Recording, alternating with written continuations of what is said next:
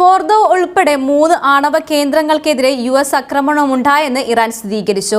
അന്യായമായ ഈ ആക്രമണത്തിന് ശക്തമായ തിരിച്ചടി നൽകാനുള്ള സമയമാണ് ഇനിയെന്നാണ് ഇറാൻ പരമോന്നത നേതാവ് ആയത്തുള്ള അലി ഖമേനി മുന്നറിയിപ്പ് നൽകിയിരിക്കുന്നത്. അമേരിക്ക ഇതുവരെ കണ്ടിട്ടില്ലാത്ത അത്ര വലിയ നാശമായിരിക്കും തങ്ങൾ വിതയ്ക്കുക എന്നാണ് ഖമേനി വ്യക്തമാക്കിയത്. കാലതാമസമില്ലാതെ അമേരിക്കയ്ക്ക് മറുപടി നൽകാനുള്ള സമയമാണിതെന്നാണ് ഖമേനിയുടെ പ്രതിനിധി ഉസൈൻ പ്രതികരിച്ചത്. ആദ്യഘട്ടമെന്ന നിലയിൽ ബഹ്റൈനിലുള്ള US നാവികസേനയ്ക്ക് നേരെ മിസൈൽ ആക്രമണം നടത്തുമെന്നും അമേരിക്ക അതുപോലെ ബ്രിട്ടൻ, ജർമ്മൻ, ഫ്രഞ്ച് കപ്പലുകൾ ഹോർമൂസ് കടലിടുക്കിലൂടെ കടത്തിവിടില്ലെന്നും ഹുസൈൻ പ്രഖ്യാപിച്ചു. US ആക്രമണത്തിന് ഇറാനിലെ ജനങ്ങൾക്ക് യാതൊരു അപകടവും സംഭവിച്ചിട്ടില്ലെന്നും ഫോർദോസ് ഉൾപ്പെടെയുള്ള ആണവ കേന്ദ്രങ്ങൾ സുരക്ഷിതമാണെന്നും ഇറാൻ അറിയിച്ചു. അമേരിക്കൻ ആക്രമണത്തെ വകവയ്ക്കാതെ ആണവ പദ്ധതികളുമായി മുന്നോട്ടു പോകുമെന്ന് ഇറാന്റെ ആണവോർജ ഏജൻസി പ്രഖ്യാപിച്ചു. ശത്രുക്കളെ ആക്രമണത്തിന് മുന്നിൽ പതറി വികസന പ്രവർത്തനങ്ങൾ പാതി വഴിയിൽ ഉപേക്ഷിക്കാൻ ഇറാന്റെ അതോറിറ്റി ഏജൻസി ഓർഗനൈസേഷൻ ഉദ്ദേശിക്കുന്നില്ല. ധീര രക്തസാക്ഷികളുടെ ചോരയിൽ പടുത്തുയർത്തിയതാണ് ആണവ പദ്ധതിയെന്നും അത് പരിപാലിക്കുമെന്നാണ് ഔദ്യോഗിക മാധ്യമങ്ങളിലൂടെ അവർ വ്യക്തമാക്കിയത്.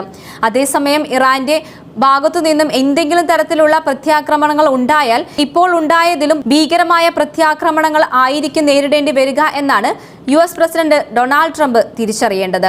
സമാധാനത്തിന്റെ സമയമാണിതെന്നും വഴങ്ങുന്നതാണ് ഇറാന് നല്ലതെന്നുമാണ് ട്രംപ് കൂട്ടിച്ചേർത്തത്. 4 പതിറ്റാണ്ടായി അമേരിക്കയുടെ അന്ത്യം അതുപോലെ തന്നെ ഇസ്രായേലിന്റെ അന്ത്യം എന്നാണ് ഇറാൻ ഉറ്റുനോക്കുന്നത്. തങ്ങളുടെ ജനങ്ങളെ അവർ കൊന്നു, ആയിരക്കണക്കിന് പൗരന്മാരെ തങ്ങൾക്ക് നഷ്ടമായി. ഇത് ഇങ്ങനെ തുടരാൻ അനുവദിക്കില്ലെന്ന് ഞാൻ ഉറപ്പു തരികയാണ്. നെതന്യാഹുവിനെ അഭിനന്ദിക്കാനും നന്ദി പറയാനും ഞാൻ ഈ അവസരം വിനിയോഗിക്കുകയാണ്.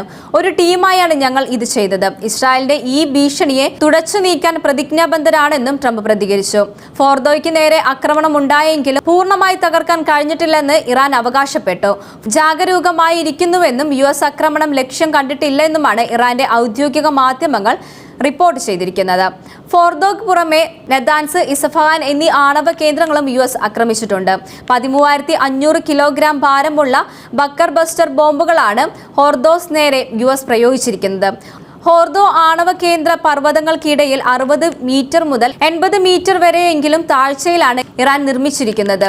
റഷ്യൻ നിർമ്മിത വ്യോമ പ്രതിരോധ സംവിധാനവും പർവ്വതങ്ങളുടെ സ്വാഭാവിക സംരക്ഷണവും ഇതിലുണ്ട്. അതുകൊണ്ട് തന്നെ അമേരിക്കയ്ക്കല്ലാതെ മറ്റാർക്കും ആ പ്രദേശത്ത് ആക്രമിക്കുക അസാധ്യമായിരിക്കും. ബക്കർ ബസ്റ്ററുകൾക്ക് അടക്കം അമേരിക്ക പ്രയോഗിച്ചുവെങ്കിലും അതിനെയും ഫോർദോ അതിജീവിക്കാൻ സാധ്യതയുണ്ടെന്നാണ് അന്താരാഷ്ട്ര മാധ്യമങ്ങൾ റിപ്പോർട്ട് ചെയ്യുന്നത്. B2 ബോംബുകളാണ് ആക്രമണത്തിനായി ഉപയോഗിച്ചതെങ്കിലും അതിലേത് തരം ബോംബാണ് പ്രയോഗിച്ചത് എന്ന് ട്രംപ് വെളിപ്പെടുത്തിയിട്ടില്ല. ഇസ്രായേലിന്റെ സമ്മർദ്ദത്തിന് വഴങ്ങിയാണ് US ഫോർദോയെ ആക്രമിക്കാൻ എത്തിയത്. GBU 57 എന്ന അമേരിക്കയുടെ ബക്കർ ബസ്റ്റർ ബോംബ് അതിന്റെ മുഴുവൻ ഭാരത്തെയും ഗതികോർജ്ജത്തെയും ഭൂമിയിലേക്ക് ഇറങ്ങിയ ശേഷം ലക്ഷ്യത്തിലെത്തി പൊട്ടിത്തെറിപ്പിക്കുകയാണ് ചെയ്തത്. നിലവിൽ അമേരിക്കയുടെ കൈവശം മാത്രമാണ് ഇതുള്ളത്. ഇതാദ്യമായാണ് അമേരിക്ക ഇത് പ്രയോഗിക്കുന്നത്.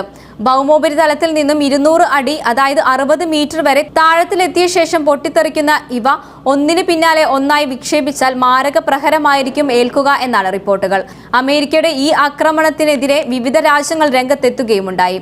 ഐക്യരാഷ്ട്രസഭയും യൂറോപ്യൻ യൂണിയനും സംയമനം പാലിക്കാൻ ആവശ്യപ്പെട്ടു. അതേസമയം ഇസ്രായേൽ പ്രധാനമന്ത്രി Benjamin Netanyahu American president Donald ട്രംപിനെ അഭിനന്ദിച്ചു. ലോകത്തിലെ ഏറ്റവും അപകടകരമായ ഭരണകൂടത്തെയും ആയുധത്തെയും വിക്ഷേപിക്കാൻ പ്രസിഡന്റ് ട്രംപ് പ്രവർത്തിച്ചതായി ചരിത്രം രേഖപ്പെടുത്തുമെന്നും നെതന്യാഹു എക്സിൽ കുറിച്ചു. ഇറാന്റെ തിരിച്ചടി സാധ്യതകളെക്കുറിച്ചും അന്താരാഷ്ട്ര മാധ്യമങ്ങൾ ചർച്ച ചെയ്യുന്നുണ്ട്.